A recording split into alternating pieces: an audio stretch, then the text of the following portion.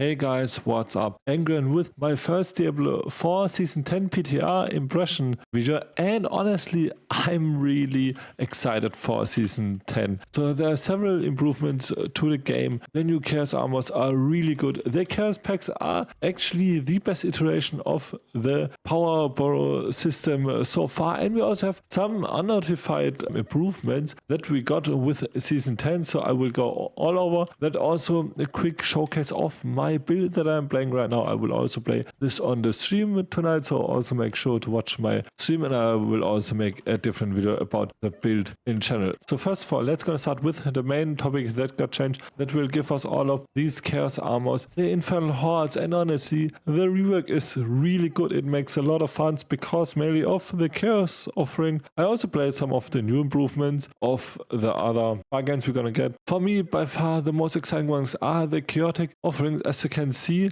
we have now some things like Hellborn damage, that's still the one from the other seasons, but also the other ones got massively buffed. But honestly, the chaotic offerings are the most exciting ones, and you can see now the chaotic offering has some different wave types, and as you can see right now, I will spawn just purely goblins and I need to kill them. It wasn't a speed farm build for me, so I was pretty slow, but yeah, it is really nice. We're gonna get a lot of ether for it, so all of the goblins gonna drop ether. That's really cool, and we have a lot of different types. We have one type where many portals will spawn, and then one where we're gonna need to kill many elites. And as you can see, the goblin ones are by far the exciting ones because they will drop so much ether, and I think I made around like 400 to 500 ether. It was the first one of like 3 of my Infernal Hordes that I played. Also, I got like 3 chaotic waves on my last Infernal Hordes playthrough. The one time I didn't even pick chaotic waves because I got a really amazing Hellborn update that also got some changes now, so that's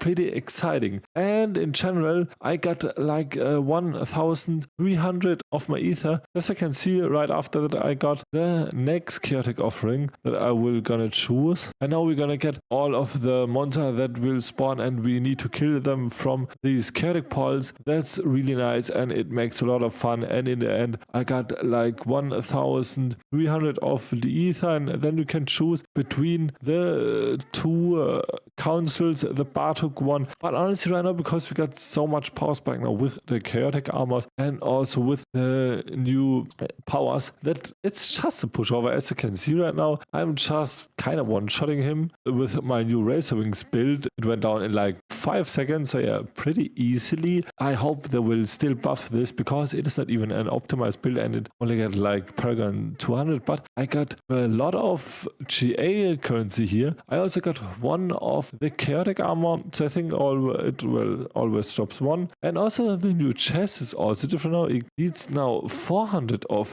offerings. It drops many of GA items now, and then I spend the rest for the Opto side. It is really cool, and I think this change alone will give us so much fresh challenge into the Season 10, at least if they gonna change difficulty, because right now with the Chaos perks and with the chaotic armor, we are so much stronger than in Season 9 in general. Yeah, so that's the only problem, the difficult. On top of that, we're gonna get the chaotic armor. They will enable new builds, because right now I got the Wushinak Pa on my boots. Normally it's a weapon, and in addition I got the Sunstone Warcrow also as my pants. They were also weapons, so I can equip these 2 now, and then I will get another of my time. And on top of that, I will get the Harmony of Ebewaka as my gloves. So currently I got like 3 of my Spirit Hall, the Gorilla, the Eagle, and the Chagger in it. And I also got the Chaos Packs, the Convocation of Spirits, and that's a really wild one because you have a 10% chance to actually cast your ultimate skill and also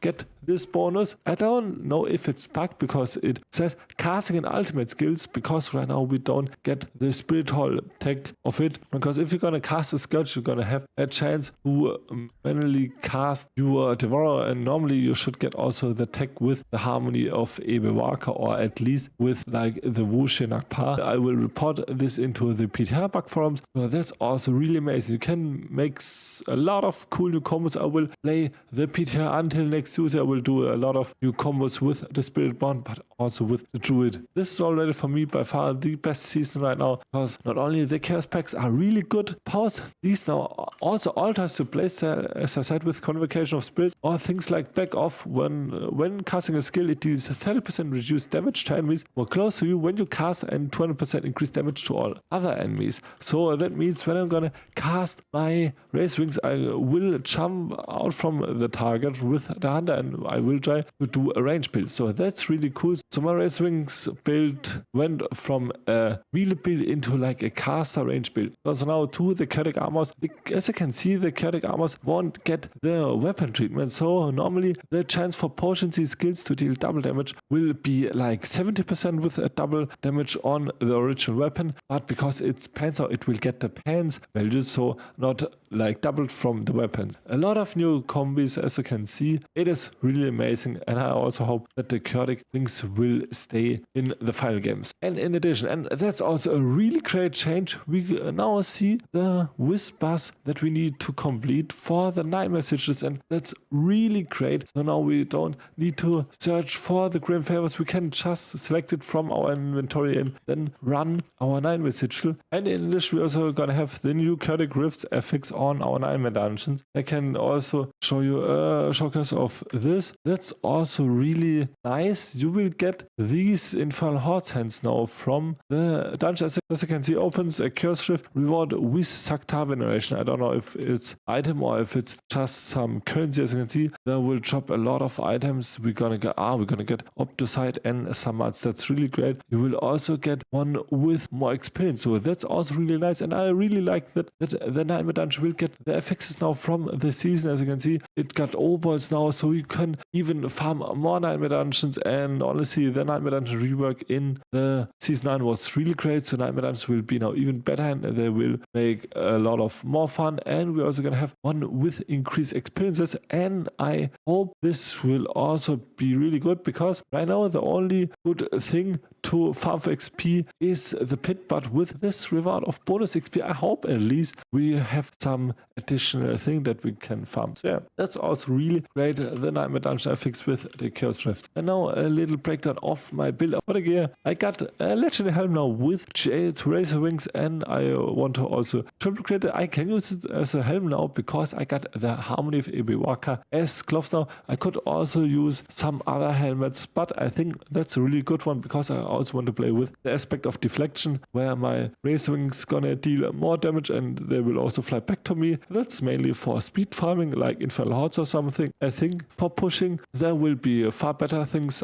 and I will maybe also test out a unique helm. And for my chest I got a Short of False Death, nothing new, but now the Harmony of Ebiwaka, and that's pretty wild because right now I'm gonna get like 140% more damage because I have Gorilla as main haul, Eagle as second haul, and then also thanks to the Wushinak Par and my Hunter, I also have the Hunter as my third spirit haul. And honestly, the best thing also, the inherent affixes of your weapon of your old type of the tunic will also transfer to your new type. So my new boots will now not give me some evade charges, which is kind of a problem on the other side, but I can fix this. But it will give me now the attacks reduce ultimate cooldown by 0.2 seconds, and that's really amazing because so I can now also cast my Hunter way more often, and I can go for full Razor charges on my jewelry. And that's the best thing because all of the problems that Razor has had with his charges got now completely deleted with the chaotic armor and also the chaos perks. And then for my pants I got a sustained Warcross, and honestly that's a problem because as a weapon it's not that good as a sustained Warcross, yeah, but as a pants or as an off-slot item it's really amazing. It will give us chance for potency skills to deal double damage. It will give us up to 300% more potency damage, and as our boots, as I said, I have the Wushinak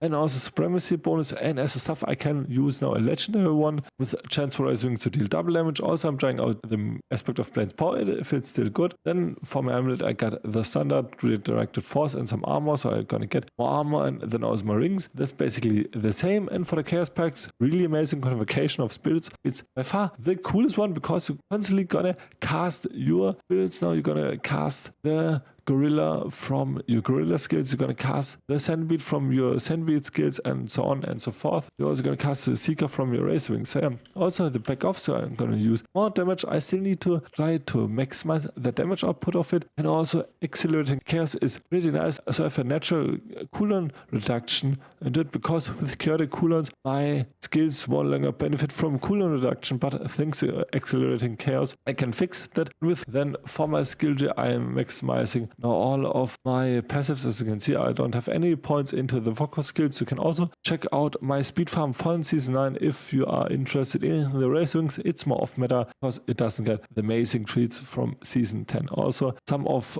my defensive skills that I put in, but I mostly went for like all of the def for all of the passive skills. Also the new dominant is pretty cool. The old one was giga bug because it was abused for higher pit, and then also for the ultimate I maxed out the hunter and then also prodigy's tempers. Then for Paragon I also got things like the tail end for the second board. I got revealing and also the colossal for the third board, convergence with spirit for the second last board with the shield, and also full melee, and for the last board my sapping with also the decaying glyph. You can check this out in Sharpliner if you also want to play this as the PTR version. And my first impressions really good. The season 10 PTR is really amazing. I hope they will do even more buffs and even more fixes, because some things are still kind of bugged. Write down your first impressions of the PTR, and if you're also really excited for season 10. And also if you like this video, please leave a like and a sub. It would boost my channel tremendously. Also visit my live stream tonight on Twitch, YouTube and TikTok. And until the next video, bye.